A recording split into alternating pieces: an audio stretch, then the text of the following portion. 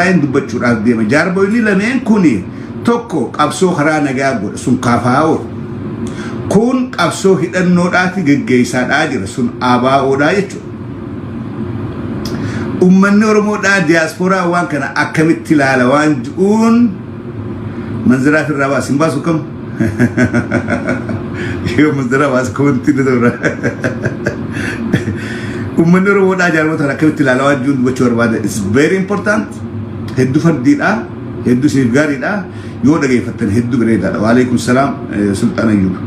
Obboleetti dhageeffadhaa. Awwaa hunda keessatti wal kubachaa akka waliin barbaadu. Waa hunda keessatti akka nyam jechaa waliin barbaadu. Jaarmi Oromoodhaa Oromoon tokko faarsitee akka tokko abaartu barbaadu. Jaarmi dabeen kuni hundinuu miirameeti as dhufee kun KFO'dhaa fi ABO'n warra miiramanii akka ziqayaa ibidda gubbatti baqanii warra as gahee jechuudha. KFO'n uummata Oromoo irraa haqa qabdi qabdi. Hooggantoonni sii dhabee rakkachaa ture qabdi. Woboon uummata Oromoo irraa qabdi dhibbaa fi dhibbatti. Garuu ammarra dhaabbannee yeroo ammaan tanaa kana eenyutu Oromoodhaaf bu'aa buusaa waan jugaama tana gaafiin jabduun namni karaa naquun karaa namaa butamaa abul keenyaa chiraa maarreedha lakki an KFO'n ta'a lakki an ABO'n ta'a lakki ammaas qawween nun baasuun jaa ammaas lakki qawwee maleedhaan jaa kana wanni uummata keenya konfiis godhaa jira. Tanaan addaan bixxilee addisii baasuu barbaada. Jaarmota kanameen akkamitti ilaaluu qabna. Kamtuu adeemsa kamtu irra Oromoo tanatti kabajaa godha. Oromoo bakkaan gahaa waan jiruun ta duraatii dhaabbii tiyyaan ibsa dhageeffadhaa. Akka caffeeraamis dhaabbiin tiyya maali? Jaarmota lameen kana caffee ati akkamitti ilaaltaa? Ati kamii wajjin jirtaa? Diinagdee kee yoo gargaarte kamiif baaftaa waan jiru. Yooniin qarshii 100 qabaadhee qarshii 100 jaarmii Oromootti gargaaruudhaaf deeme qarshii 10 KFO'dhaaf hin kennu. Qarshii 90 woboodhaaf hin kennu. Maaliif hin jabeettanii? KFO'n gaaratti waraana jaartee qallabaadhaan jirtu. Wal'aansaaf dawaaf maallaqa barbaadaadhaan jiran. Wanti isaan barbaadan takkittiin kiraa manaaf irraa kafalanii jiraachuu malee waan takkallee waciin isaan hin barbaachisu. Kanaafuu jaarmee Oromoodhaati itti waakkadhu. Qarshii 100 yoon baase qarshii 10 KFO kenneetiin qarshii 90 woboodhaaf kenna.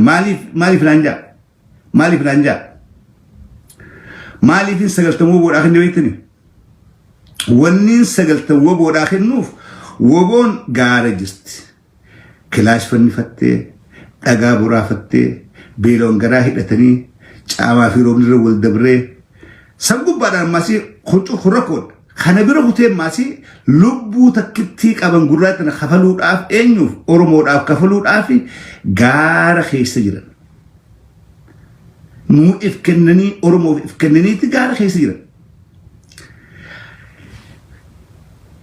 Jarri kun lameen wal dorgomuudhaan hin malle jechuudha. KFO'dhaa fi ABO hunda akka jaarmee Oromootti haalaallu malee lakkii walqixa bu'aa qabeessaa jechuun dandeenya.